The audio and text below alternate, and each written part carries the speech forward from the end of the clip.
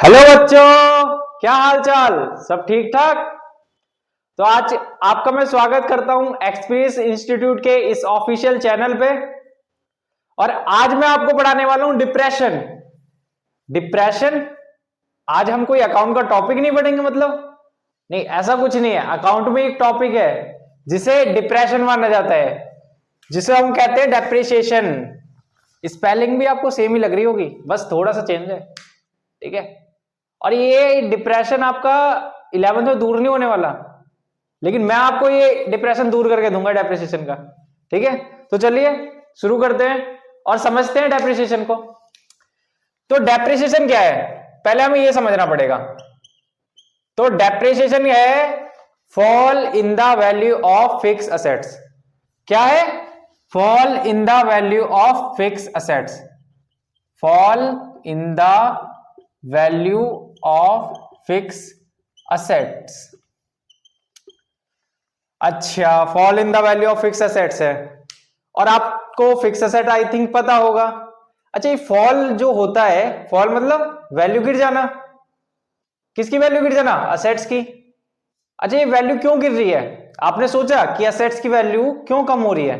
कोई तो रीजन होगा कम होने का। क्या रीजन हो सकता है? इसके रीजन होते हैं, मैं आपको बताता हूं इसके रीजन। जैसे पहला रीजन हो सकता है, हम उस असेट्स को यूज कर रहे हैं।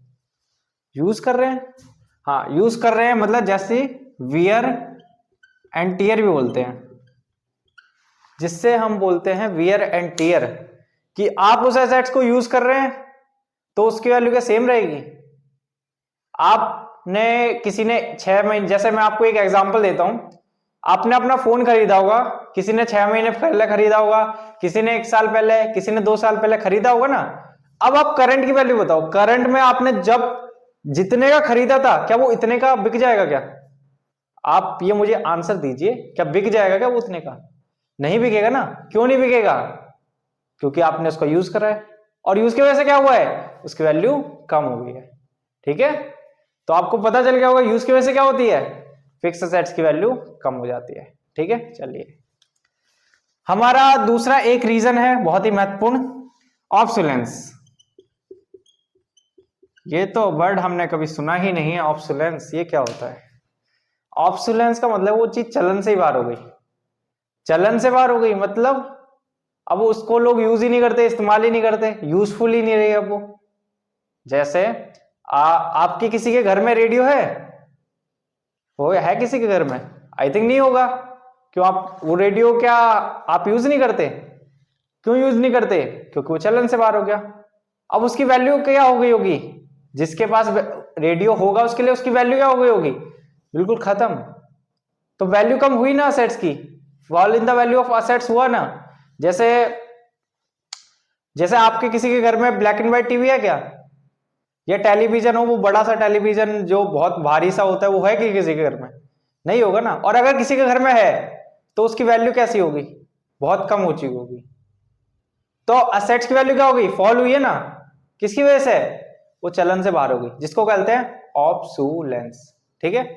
चलिए, तीसरा हो सकता है हमारा efflux of time. Efflux of time, हमने कोई असेट्स, इफ्लक्स ऑफ टाइम का मतलब क्या होता है? इसको समझने के लिए आपको यह समझना पड़ेगा लीज का कंसेप्ट, ठीक है। आपको एक प्रॉपर्टी की जरूरत है, एक असेट्स की जरूरत है, लेकिन वो असेट्स की जरूरत आपको हमेशा नहीं है। आपको उस असेट्स की जरूरत 1 साल, 2 साल, 10 साल, 20 साल, 30 साल, 40 साल, इतने दिनों तक है। और इतने दिनों तक आप उसका ओनर रहना चाहते हैं, ठीक है। आप उसको रेंट पे भी लेना नहीं चाहते, तो लीज का कॉन्सेप्ट है आपके लिए, आप उसको लीज पे ले सकते हैं। लीज पे लेना मतलब आप उसके उतने टाइम पीरियड के लिए ओनर बन जाएंगे, ठीक है।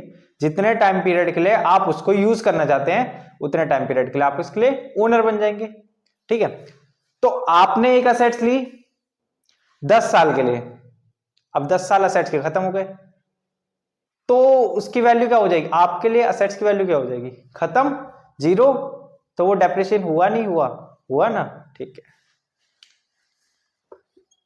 चलिए, एक और रीजन हो सकता है जिसे बोलेंगे एक्सीडेंट।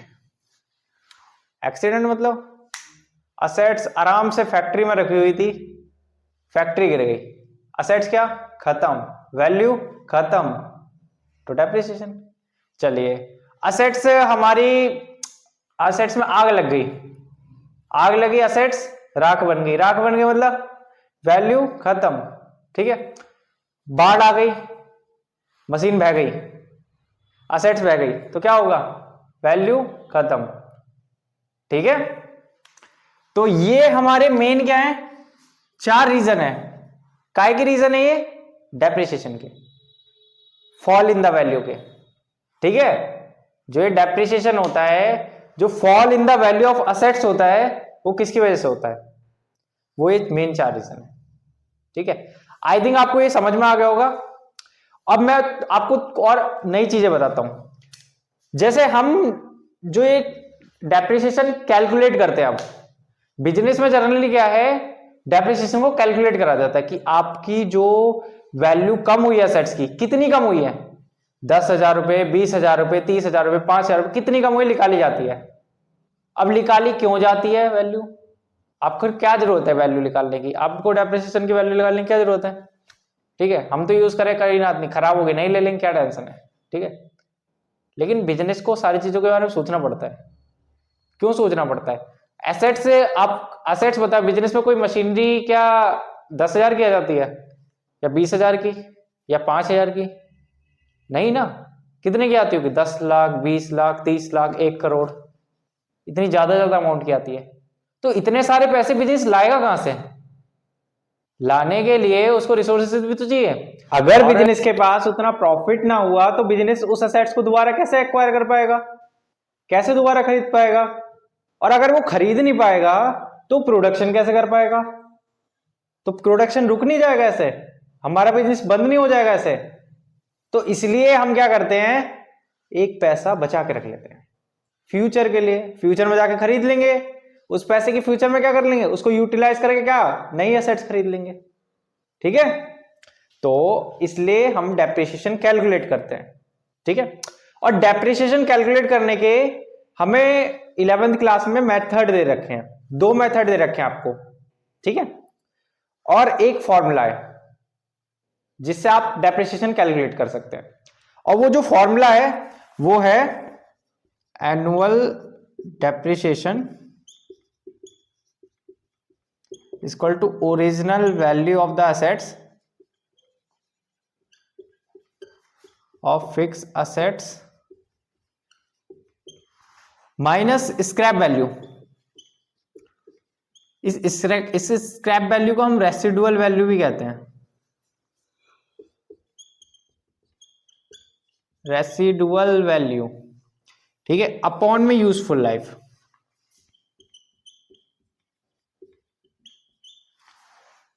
मतलब original value of fix assets, original value का मतलब असेट्स आपने जितनी अमाउंट पे एक्वायर करी होगी, जितनी अमाउंट पे आपने उसको एक्वायर मतलब परचेस करा होगा, वो ओरिजिनल वैल्यू होगी उसकी। ये क्या है, स्क्रैप वैल्यू। स्क्रैप वैल्यू मतलब जब वो चीज कबाड़े हुई हो जाएगी, मतलब जब उसकी वैल्यू क्या हो जाएगी, 0 0 हो जाएगी, सब खत्म हो जाएगी, तो वो कितने की बिकेगी। आपकी कोई असेट्स खराब हो जाती है, पूरी तरह से खराब हो गई, तो क्या वो बिकेगी नहीं, अभी कुछ तो पैसों की बिकी जाती है। कबाड़ी को तो आप दे ही सकते हैं आसानी से।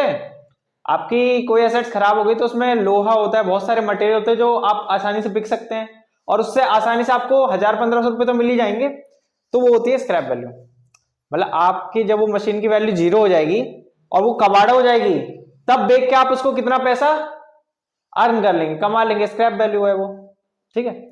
और उस एसेट की एस्टिमेट यूजफुल लाइफ, आप डेप्रिसिएशन कैलकुलेट करने के लिए उसकी यूजफुल लाइफ भी कैलकुलेट करेंगे कि आपकी जो असेट्स है उसकी यूजफुल लाइफ कितनी है, कितने साल तक हमारे साथ है वो असेट्स, ठीक है। तो ये एनुअल डेप्रिसिएशन, एनुअल पूरे साल का डेप्रिसिएशन निकालने का एक फॉर्मूला है। चलिए अब मैं आपको एक एग्जांपल के थ्रू भी बता देता हूं।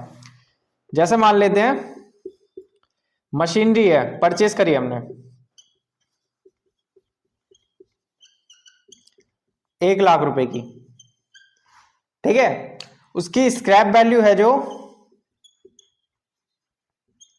वो है 10,000 रुपए की, ठीक है। उसकी यूजफुल लाइफ है जो, वो है 10 ईयर्स, और हमें कैलकुलेट करना है एनुअल डेप्रिसिएशन।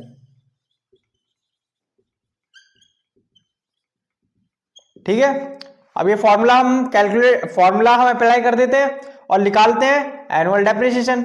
ठीक है, एनुअल डेप्रिसिएशन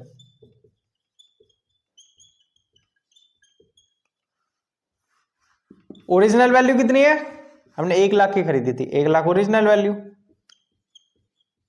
स्क्रैप वैल्यू कितनी है 10,000 माइनस, ठीक है। यूजफुल लाइफ कितनी है 10 साल, तो कितना है 90,000 अपॉन में 10, क्या इतना आ गया 9,000। ठीक है, 9,000 क्या आ गया एनुअल डेप्रिसिएशन, मतलब हर साल हमारी मशीनरी 9,000 से कम हो जाएगी। ठीक है, हर साल हमारी मशीनरी 9,000 से कम हो जाएगी। ठीक है, चलिए अब मैं आपको एक और एग्जांपल देता हूं। ठीक है, एग्जांपल जैसे मशीन है, परचेज करिए 80,000 की, और परचेज करते टाइम ना वो मशीनरी हमारी कानपुर से आ रही है, तो ट्रक में आ रही है, तो उसके लिए हम कैरेज पे कर रहे हैं 10,000 रुपए। ठीक है, अब कुछ इंस्टॉलेशन का चार्ज भी लग गया, उसका इंस्टॉलेशन चार्ज वो लग गया 10,000 रुपए का। ठीक है, स्क्रैप वैल्यू आ जाएगी अब 20,000 रुपए की। ठीक है, यूजफुल लाइफ आ गई आपकी, कितनी माने 5 साल, चलो 5 साल मान लेते इस बार। ठीक है, अब ये दोबारा एनुअल डेप्रिसिएशन कैलकुलेट करते हैं हम। एनुअल डेप्रिसिएशन, ये ओरिजिनल वैल्यू कितनी हुई आपकी 80,000 या 1 लाख, आप बताएं। अपने असेट्स की कॉस्ट कितनी पड़ेगी आपको, आपने 80,000 में खरीदी, लेकिन वो असेट्स में 10,000 का आपका कैरेज का भी तो खर्चा लगा है, उसको आप अलग से खर्चा मानेंगे, उसको आप असेट्स की तो कॉस्ट मानेंगे, तो असेट्स में जुड़ जाएगी। और आपका ये 10,000 जो इंस्टॉलेशन चार्ज लगा, ये भी किसमें ऐड हो जाएगी, असेट्स में जुड़ जाएगी, ये भी उसकी ओरिजिनल वैल्यू ही है।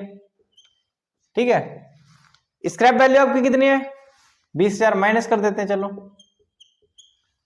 और अपॉन में यूजफुल लाइफ कितनी है 5 साल। ठीक है, जोड़ देते हैं 1 लाख 20,000 अपॉन में 5, अब कितने बचे 80,000 अपॉन में 5। अब इनको भी हम डिवाइड कर लेते हैं, कितना आ जाएगा 4,000।